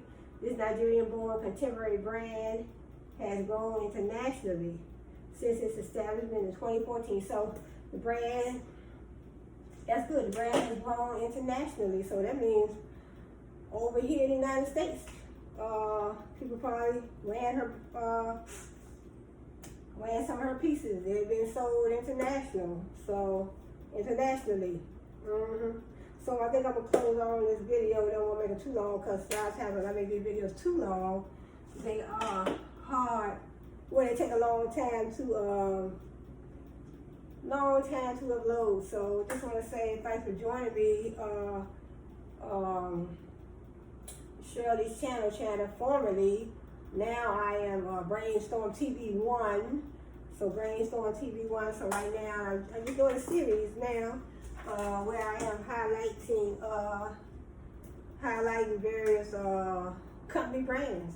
The brand is your company is your brand. How you brand is very important. How you brand. How you pick your labels, your logos, how you pick your packaging, your business colors, how you treat your customers, how you pick your employees, how you treat everybody, how you treat customers, how you treat your customers, how you treat your employees. Basically branding. Branding is like a verb. How you brand is very important. How you brand that gives the customers a certain perception of you. How do you want customers, potential customers and customers to perceive you? You want your customers and your employees to perceive you as, if you're the owner, you want your employees to perceive you a certain way as well. You're the owner of the brand. So you want them to perceive you as an ethical brand. I guess I would say ethical brand, trustworthy brand, memorable brand. You want them to perceive you as a brand that cares about the customer's wants and needs. So you have to care about that. Don't be a brand that doesn't have the customer's best interest in mind, because you want to be good to the customer. Because for the customer to come back. I know I went in a restaurant years ago, and I was standing behind a gentleman. So I was on break. I was in college on break, and I was, just went in there to get a sandwich before I went back to class, on my lunch break. So the gentleman was in line, and he had ordered sandwiches, a sub sandwich, and some other things, drinks or whatever he had, a drink, iced tea or whatever. They don't sell beer or nothing like that, but juice, sodas, water. So he had a sandwich, and the customer service rep, I guess I would call her, the representative, or she was she had wrapped his sandwich and had everything so neatly in front of him. His order, everything was so neat, because he looked at it and it was wrapped so tight and neat. He said, "Oh, you wrapped that so nice and neat." He said, I like that. You wrapped that so nice and neat." And she said, "Yeah, I did that because I want you to come back." So that is etched in his memory. So when I say creating a memorable brand, that's a memorable brand. When you don't want to go into a restaurant or a store and then they give you your change, they throw it back at you. You give them $5 and they owe you $2 and change, and they just throw it back at you. But you go in the store, you get some taste, you pick out some chips and some of the drinks or water or whatever, and they put it in a bag neatly, and they take their time to do it. Don't just throw my stuff in the bag, because I will remember that. I will remember when I go in that particular brand in that store. I will remember everything about that brand. That's what I say when I say creating a memorable brand. When you go in that store, and the moment you step in that door in that brand, you're going to remember everything about the brand. Yeah, you're going to remember. When you step in that store, you're going to look at the floors. That's just the same thing when somebody step in your house. They ain't going to remember everything about your house. They say, "Can I use your bathroom?" You want a bathroom dirty, or the bathroom could be clean. Don't necessarily have to be dirty. But I'm just saying, everything is memorable. Even when you go and visit your relatives, or you go visit a friend, even if you go anywhere you go, in school or store, you're going to remember everything about that brand. So that's when I say, when somebody asks me, what is branding? How would you define branding? I would define brand as your company is your brand. I would define that as a noun. The brand is your noun because that's just your particular company. But branding is a verb. How you brand, branding. How you brand your brand. Branding, how you put everything together to make up that brand. You know, so when people come in your store, people come in your house, they say, well, you know what, I went in there, the floors were real clean, bathroom was clean, she treated me with respect, she did offer me some water, she offered me something to drink. So everything about that brand, you're gonna remember. When you walk in that store, that brand, that company, your company is your brand is your company. When you walk in there, that store, and you see, and then you get in line. And that's why they ask you sometimes, did you find everything you wanted?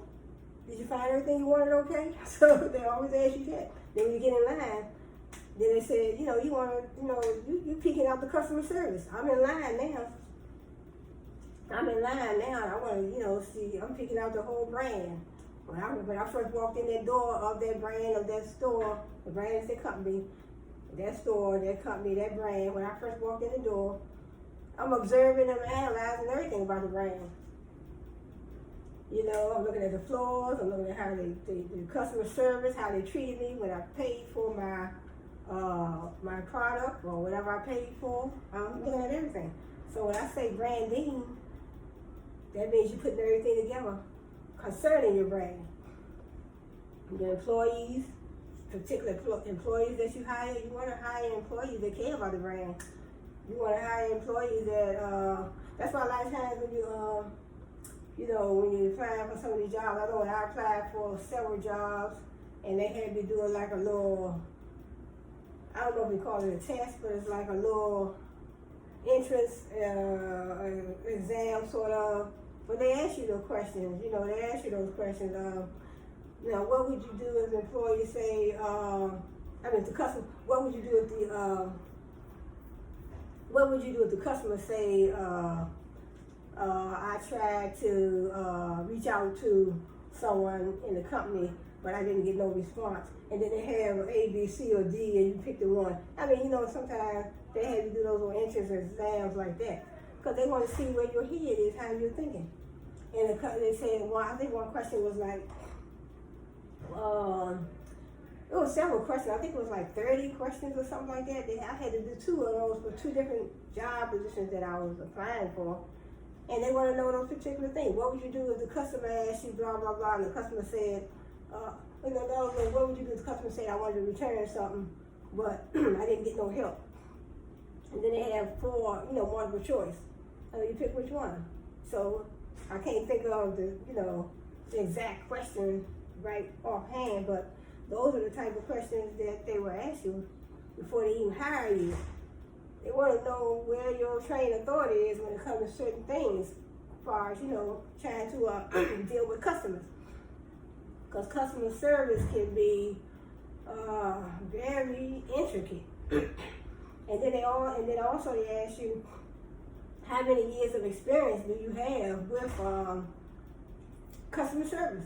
Because some companies don't want to hire you, especially if they're definitely customer-based. They're customer-based, retail business or whatever type of business they are. So if they ask you what, they want to know what, in other words, what would you do in this situation? In other words, what would you do in this situation? And also, it's a show they had too. It's real funny though. I forgot the name of that show, but it said, what would you do? What would you do? What would you do something? I forgot the name of the show, but the show was real funny. I don't know if it even comes on anymore. I think it still comes on though. So what would you do if the lady asked you to, just an example, if the lady said, hey, let me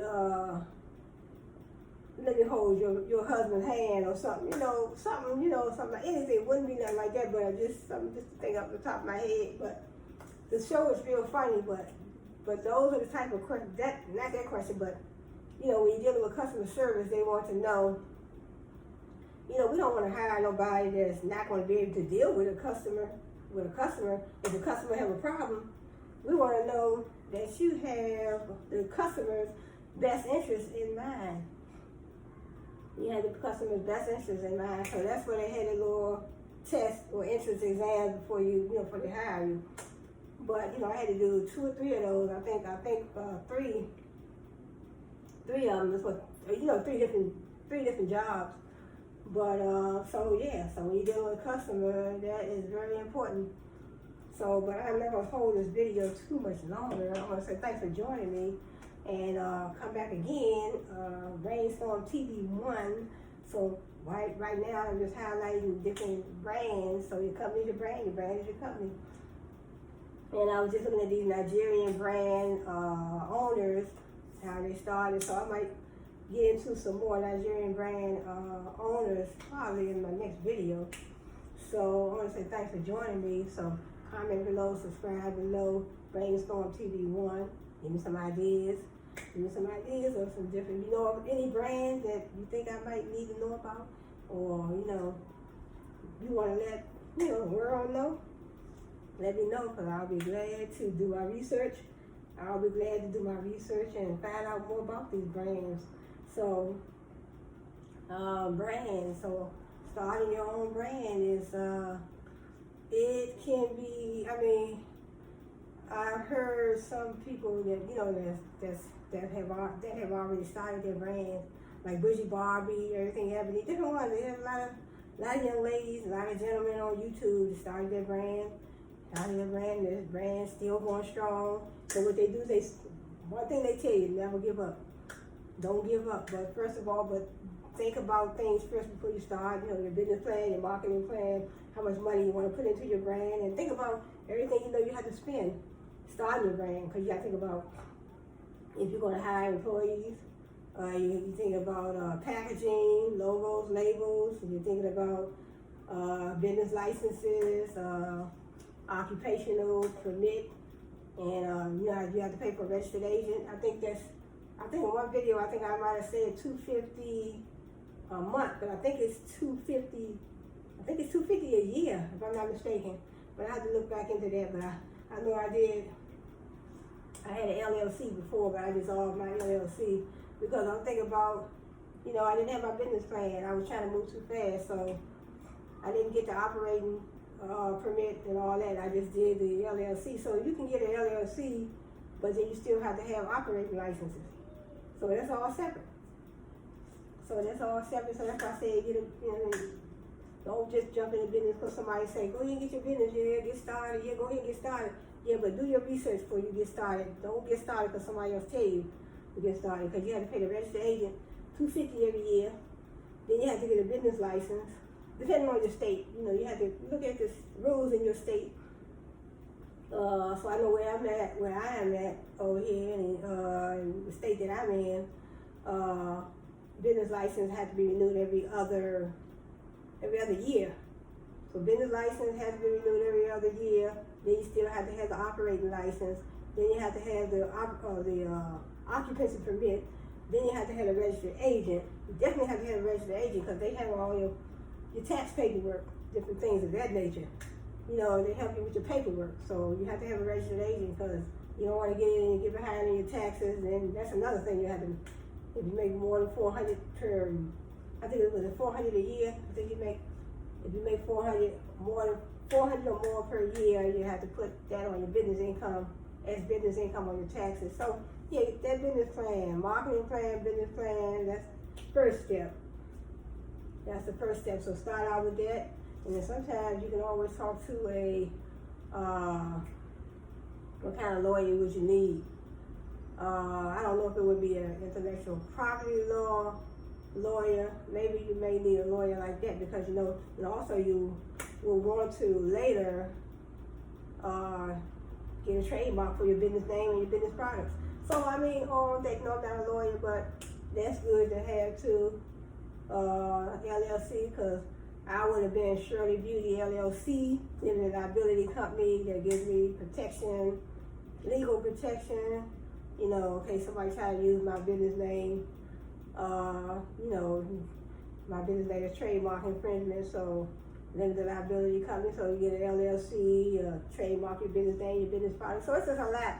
That's why they tell you to write out your business plan, talk to a lawyer if you have to before you just jump in, because you don't want to get in and waste no money Because when I did, I started the LLC. I didn't finish it, but they was, they started the processing of it, and I paid part of it, but I ended up reneging, and, get my refund and tell them that I changed my mind. I told them I changed my mind, that I want to go ahead and do my, do more research, and I want to, write out my business plan. So do that first, so that's business. And then, cause I think I did one video on trademarking, marketing, branding, trademarking. Yeah, I think I did, those were the first 3 videos I did. Then I jumped into looking into various individual brands. So I wanted to know about, how these brands start their business. How did they start? How much money did they use? Was it hard for them? How did they build a strong, dependable, reliable, trustworthy, memorable brand? So I can just talk all day, but this video will be 2 hours in a minute. So, I want to say thanks for joining me. Hope to see you on my next video. And so my next video, I'll be discussing more brands. I'll be discussing more brands, how they started, the history of the brand, how they started, how long they've been in business. I know Kmart, I did some research on them. They had to close down some brands. They had to close down some stores. They had to close down some of their stores, their brands. Well, it's their brand, but I don't know the whole brand without a business. But I know they closed some of their stores. And Walmart, they I think they said they were closing. According to my research, I think it was 21. I think they said it was 21 stores they had to close over in the States. So I know they closed a couple over here where I live. Not where I live, but in my area. Near my area, they closed down one so far, but they had to close. I said, because a lot of times, sometimes, what I've heard is that a lot of people have been going in Walmart stealing. So pilferage, that takes a lot from them. So just imagine you invested in, you put your money all in your inventory, you have to pay your employees, you have to pay your electric, you have to pay probably electric and water and rent, or unless you own. So I don't know if Walmart owned those. I guess they own those locations where they have all this stuff, but I never know. I don't know, that's good to know too. But they have to pay. You have bills to pay. And you putting all that money in your inventory and you paying your utilities. It's just like the bills that you have at home. You have to pay your electric and rent and different things. So they have to have all that inventory to stock those stores. Because Walmart stores are real big. So just think, they spend all the money on inventory, and then somebody going there stealing from them. So somebody's stealing from them, and then that takes away from the money they could have made for sales, their revenue. That takes away from their revenues that they would have had coming back to them. And then, so they feel they've been stealing from us so much, we have to close these stores down. But I want to say thanks for joining me, and I hope to see you on my next video. So come back again, Brainstorm TV 1. So we out.